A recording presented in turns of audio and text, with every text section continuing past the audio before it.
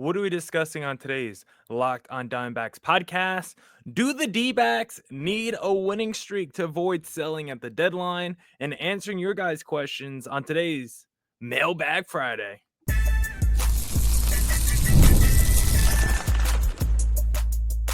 You are Locked on Diamondbacks, your daily Arizona Diamondbacks podcast, part of the Locked on Podcast Network, your team every day. Welcome into the Locked on Diamondbacks podcast, part of the Locked on Podcast Network, your team every day. You're listening to who? The always charismatic host of this podcast, Millard Thomas, multimedia journalist and a graphic designer. So please go check out my website, millardthomas24.myportfolio.com. I'm there to see all my latest work, from my packages to my articles to my photos and my graphic design. On today's Locked on Diamondbacks podcast, we're going to be discussing, do the D-backs need a winning streak if they want to stay in the wild card race? And answering your guys' questions on today's Mailbag Friday, like, are we happy with the D-backs All-Star Representation? Today's episode is brought to you by Game Time. Download the Game Time app, create an account, and use code LOCKEDONMLB for $20 off your first purchase. And of course, thank you for making Locked on Diamondbacks your first listen every day. I would not be able to do this podcast without you, my loyal listeners, sharing, subscribing, reviewing, doing all that so I could do this podcast for you. Thank you. It's free. It's available on all platforms, so please continue to tell your friends. One of those platforms is YouTube. Please hit subscribe to Locked on Diamondbacks on YouTube. We try to go live on YouTube Sunday through Thursday after D-backs games when we can. So please check us out on YouTube. Hit that subscribe button. Hit the bell icon so you get notified when I go live. Or follow me on socials because I always tweet before I go live at CreatorThomas24 for my personal account. Or look up Locked on Diamondbacks both Twitter and Instagram for the podcast handle.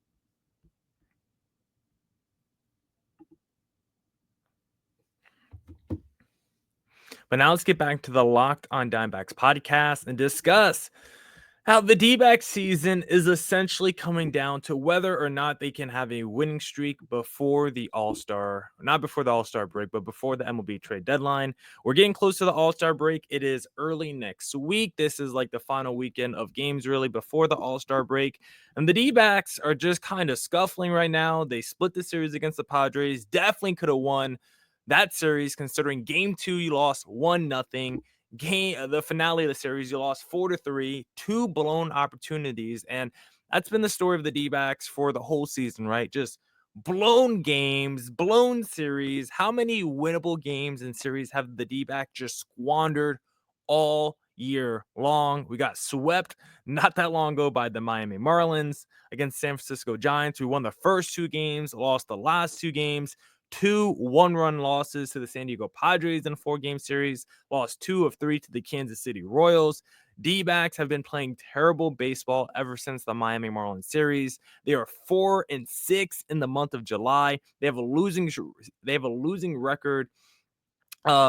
losing record in July, but their record is even worse since that first game against the Miami Marlins because they are only 5-9 since June 27th. And so for a team that needed to get hot to stay in this wild card race, we were saying you get to the trade deadline, you're within a couple games. Mike Hazen has no reason not to go all in and buy at the deadline.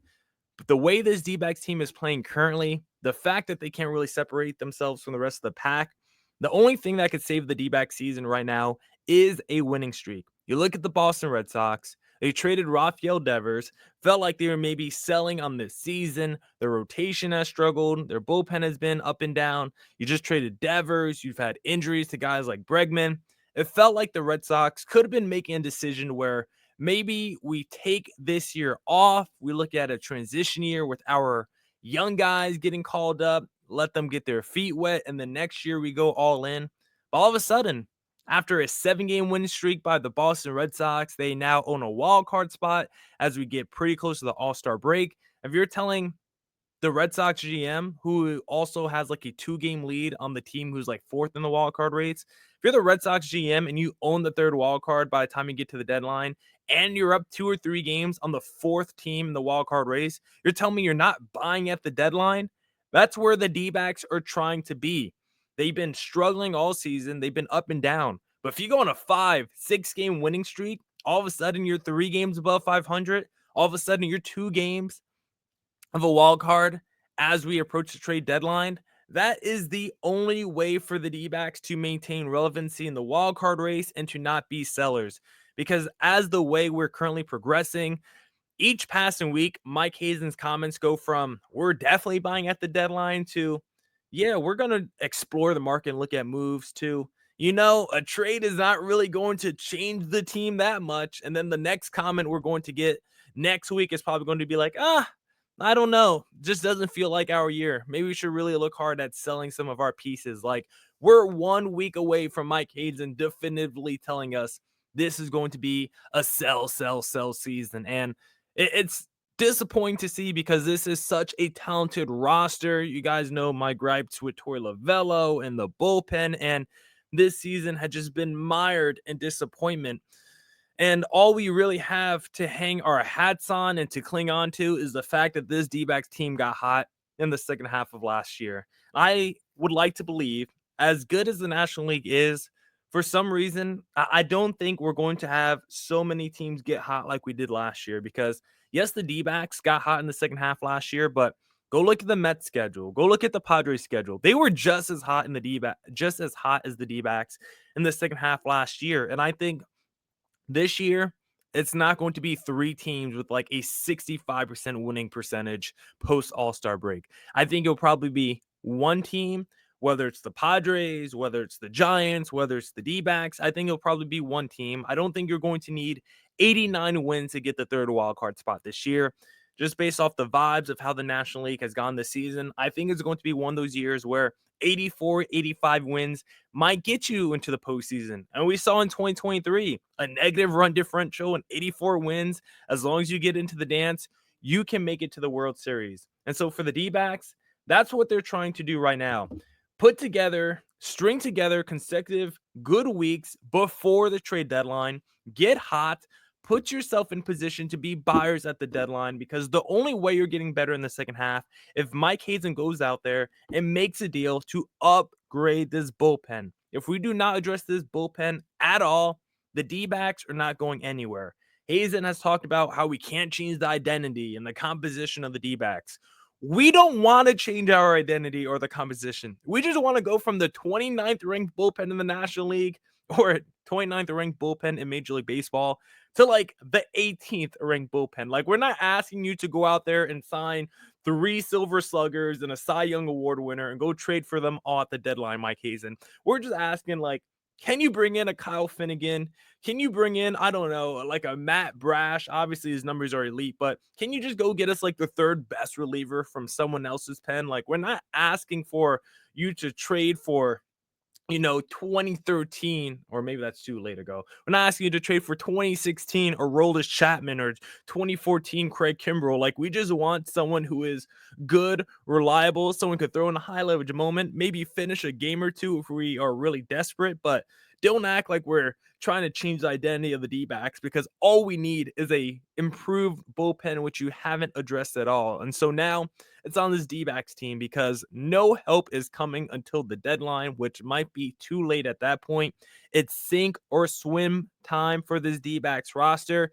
If you're Zach Gallen, if you're Eugenio Suarez, if you're Josh Naylor, if you like playing in Arizona, if you like playing for the D-backs, you have to put the cape on and carry this team over the next few weeks, because if this team gets hot like the Red Sox have done recently, we are going to be buyers at the deadline. But if we continue to scuffle and we're 6-7 games out by the time we get to the deadline, say bye-bye to some of your favorite D-backs players from this season. Now we'll answer your guys' questions on today's Mailbag Friday. Like, are we happy with the Dbacks All-Star Representation in segment number 2? But first, I want to talk to you guys about Supply House, because get the supplies you need from the site made for the skilled trades, Supply House. Whether you're in plumbing, HVAC, or electrical work, Supply House is the reliable way to order products online. Their easy-to-use website is packed with helpful resources and the latest product info to help you get the job done right. Plus, with a complete inventory of over 200,000 parts from 400 plus top brands, you'll find exactly what you need delivered fast from coast to coast.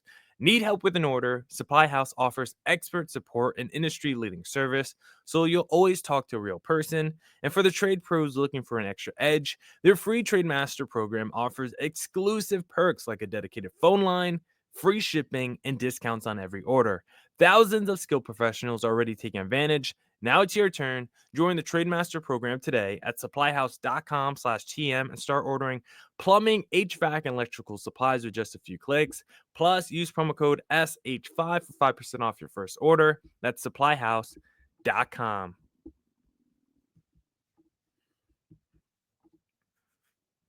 Back here on the Locked on Diamondbacks podcast. And now let's answer your guys' listener submitted questions on today, Mailbag Friday. And this one is from Erod is Bad.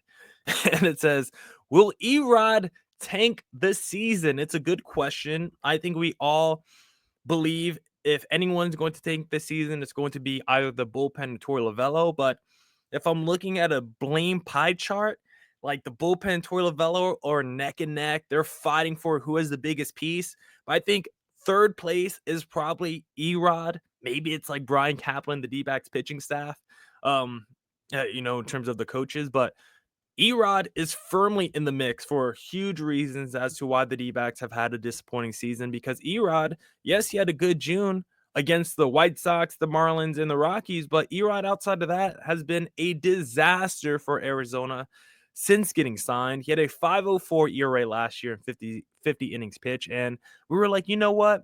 Came back late, didn't really have much to ramp himself up. Such a weird short season for him, dealing with injury.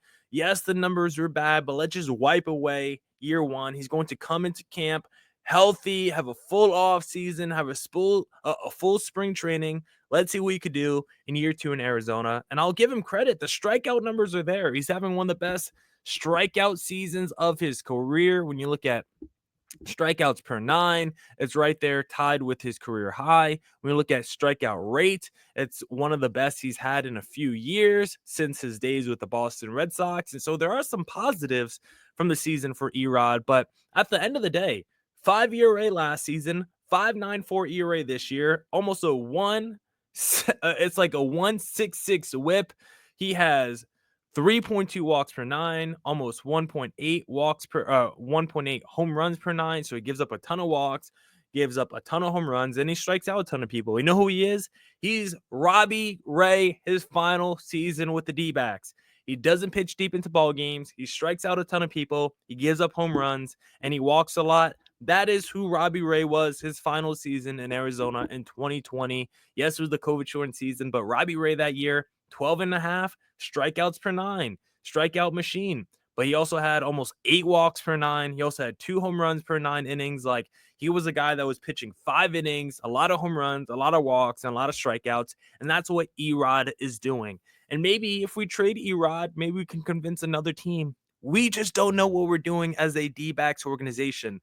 Look at Robbie Ray. As soon as we traded him away, he became a Cy Young Award winner. I mean, look at Robbie Ray this season. He might win another Cy Young Award. Like, if Robbie Ray wins 2 Cy Youngs with 2 different franchises post D-backs, that is a complete and utter disappointment by Arizona in this franchise. Such disappointment considering we saw how bad Robbie Ray was his final couple years with the D-backs. And if he goes on to be one of the premier pitchers in baseball post Arizona, that's going to be one of the biggest what ifs in D-backs franchise history as to why that guy couldn't become what he eventually became after Arizona. Why couldn't he become a Cy Young Award winner with the D-backs? I think that has to be something we talk about with Torey Lovullo and the pitching coaches he's had under him, because Robbie Ray looked horrendous in 2020, and he got worse every single season he spent with the D-backs organization. As soon as he leaves, if he becomes a multi-time Cy Young Award winner, that is a terrible reflection on this D-backs organization. And the fact that guys like Erod looked really good in 2023 with the Detroit Tigers, comes to the D-backs and immediately looks terrible. Jordan Montgomery was beating us in the World Series and then signed with Arizona and then was an unmitigated disaster. Mad Bum, clearly in the decline of his career, but he still wasn't as bad as the 6.4 ERA guy we saw his first season and the 5.2 ERA guy in the 4 seasons with the D-backs. He was a 3.9 guy the season prior to Arizona, almost 9 strikeouts per 9 innings. Like, his numbers were kind of similar to what Merrill Kelly's numbers are, maybe a slightly higher ERA, but the peripherals are pretty much close to each other. And so he should have been at least a low end number 2 or at least a very good number 3. Like Zach Gallen, Merrill Kelly. And then if you got the Mad Bum that you saw the prior 2 seasons with the Giants as your number 3 starter, and then Brandon Pfaadt come up and now Ryan Nelson, like that could have been the rotation right there. But the D-backs organization has had such trouble with pitchers, and Erod seems to be another case study into why this D-backs team seems to not be able to make pitchers, develop pitchers for long-term success, or when they have early success, make that sustainable long-term, because guys like Zach Gallen dominate earlier in their career, then they fall off. Robbie Ray, same thing. Erod, Mad Bum, Monty, they were good before Arizona. They come in immediately bad. Even Greinke, his first season, right, wasn't that good with Arizona, and it was a stigma. So I think we have to figure out why the D-backs have such issues with their pitchers, from their rotation to their bullpen. It feels like pitchers are their biggest weakness, and they try to fix that weakness by just signing guys who we think are studs in the offseason, but for some reason, when they come to Arizona, everything seems to fall apart. So Erod is probably not the biggest reason, but he is one of the reasons why the D-backs will tank this season, because he has been a disaster. And if we could trade him at the deadline, D-backs have to jump all over that deal. Here's a fun one by D-backs 997. Would you take James McCann over Jose Herrera? Maybe not the most exhilarating question talking about backup catchers, but you can't deny James McCann has been a monster since signing with the D-backs. Over 350 average, over 1,200 OPS, couple home runs, small sample size, but he showed us more in his 20 at-bats with the D-backs than Jose Herrera ever has offensively. Herrera's numbers slash line terrible, 192 average, 561 OPS. He has 1 home run on the season. I think he has 1 or 2 home runs in his career. Let me actually double check. He only might have 1 home run in his career. Herrera has 2 home runs in his career. In 20 at-bats, James McCann already has 2 home runs. And the fact that he is just the primary catcher now for Zach Gallen and for a lot of these pitchers, he just seems way more confident and comfortable behind the plate catching these guys than Herrera. There's a greater command. He's a veteran, and so when a guy like Gallen is on the mound, James McCann is telling him what to do, what to pitch. With Herrera, it's more Gallen giving feedback and instruction, but with McCann, it's Gallen, turn your brain off. I'm going to do all the thinking for you, which I think has worked out for Gallen. So James McCann, once Gabby Moreno comes back, I think McCann should definitely be the backup catcher. Defensively, framing, offensively, catching the rotation, every phase, James McCann is better than Jose Herrera. So as much of I do think Herrera is kind of clutch. I do think he comes through in big moments, but overall, he's not as good as James McCann. So I would ride with McCann over Herrera going forward. Now I'll answer a few more of your guys' questions in segment number 3, how do we feel about the D-backs All-Star Representation? We'll discuss that next. But first, I want to talk to you guys about Game Time. 1 second. Have you ever decided at the last minute to head to a ball game with friends or family? Maybe it's game day and you suddenly realize you want to be in the stands. That's exactly where Game Time comes in. It's the easiest way to grab last minute tickets without the stress. With the money you save on tickets, you can splurge on food, drinks, merch, or even invite a bigger group to come with you. Game Time makes it possible. Game Time makes buying tickets fast and simple.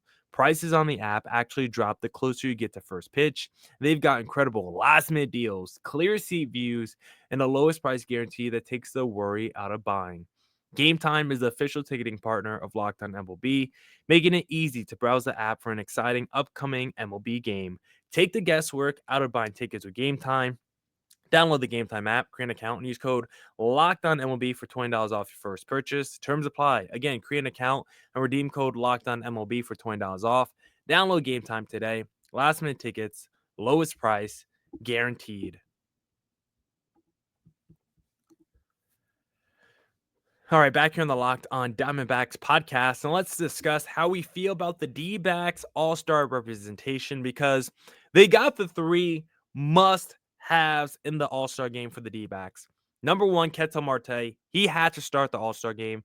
There is quite literally no one in Major League Baseball at his position remotely close to Ketel Marte. I think the gap probably between Ketel Marte and every other player at his position is as wide as any other position in baseball, right? When you think of catchers, you got a bunch of good guys, the Rutschmans, the Will Smiths. You look at first base, you got the Pete Alonsos, the Vlad Guerreros, the Freddys. Shortstop, you got a bunch of guys. Third base, outfield, every position's loaded. But you get to second base, and it's like, who? Old Jose Altuve, Brandon Donovan, like it's Ketel Marte, and it's not close. Glad he's a starter. His numbers are insane.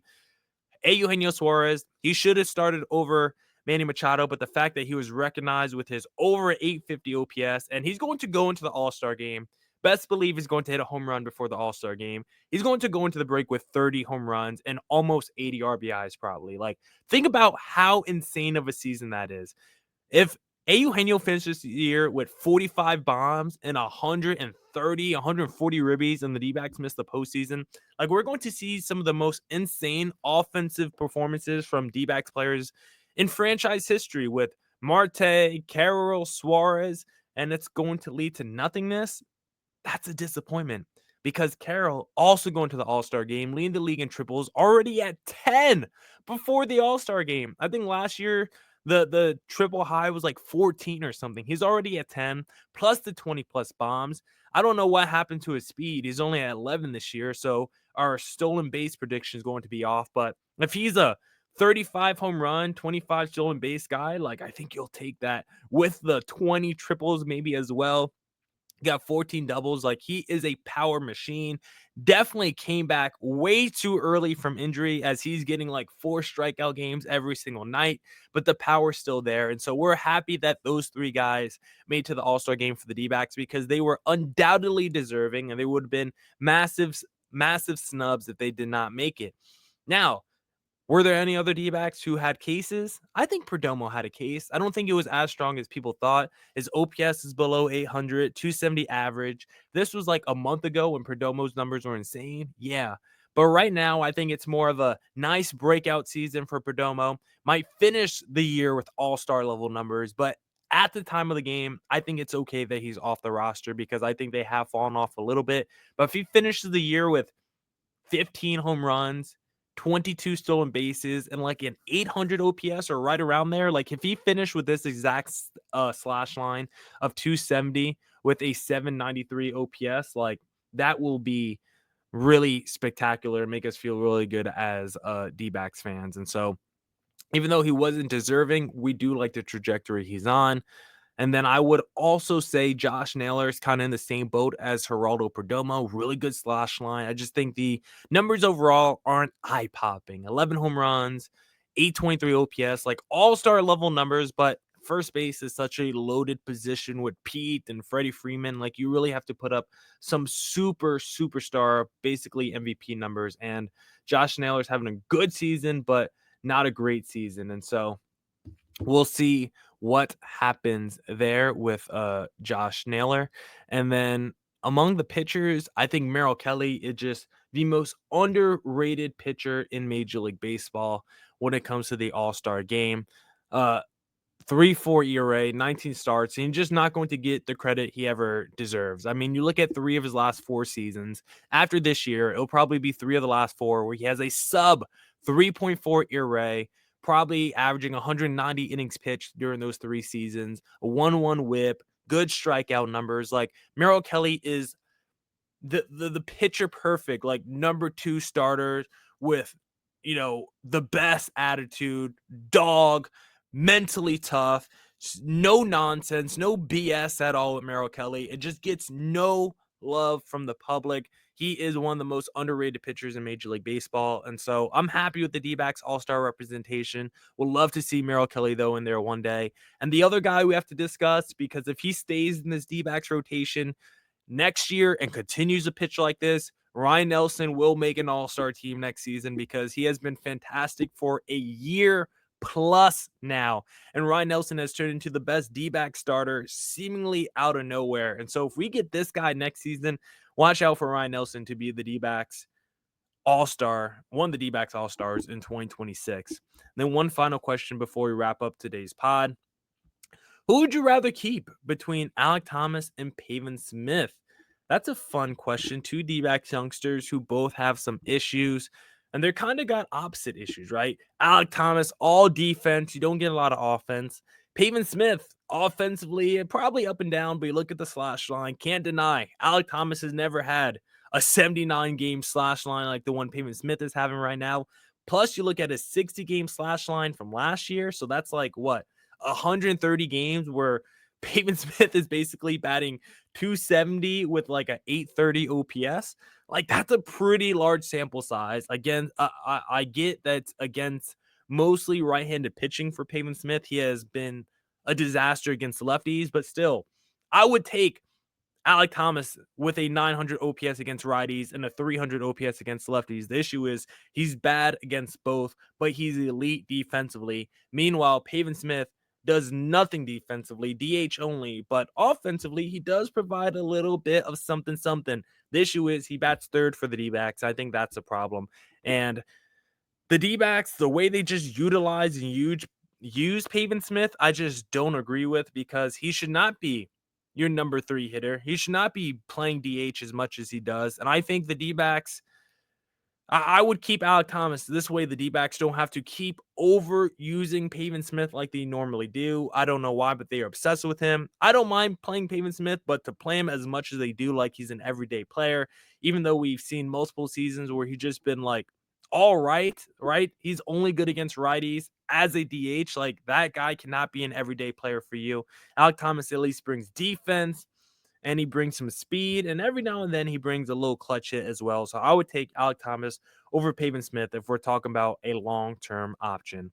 That's it for this edition of the Locked On Diamondbacks podcast. Come back next week as I have a big announcement on Monday for the podcast, so be on the lookout for that. And as always, stay safe, stay healthy. Deuces.